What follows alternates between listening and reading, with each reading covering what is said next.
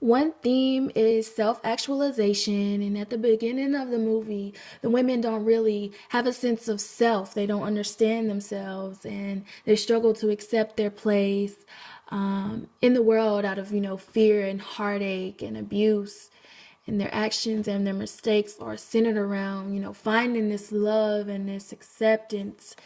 And at the arc of the movie, they transition from being, ignorant and gullible and confused to, possessing self awareness and self actualization. And they learn to celebrate their physical appearance and their female friendships and bonds and their scars and their successes and their connection to something that's more powerful and divine than themselves.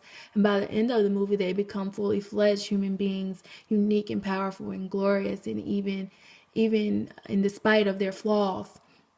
And one example of self actualization in the film is with Juanita, and she struggles with her relationship with her boyfriend Frank.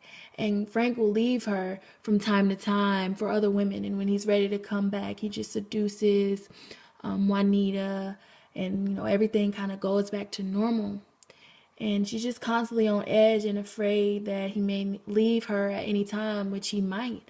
And one day, she comes home and she thinks that he's left, so she's like going through his things, and then he walks through the door.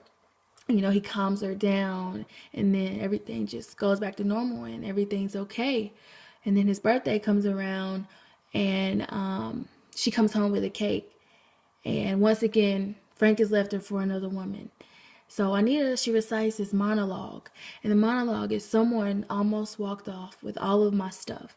And this monologue is about how a woman can love a man so deeply that she loses her sense of self and her self identity.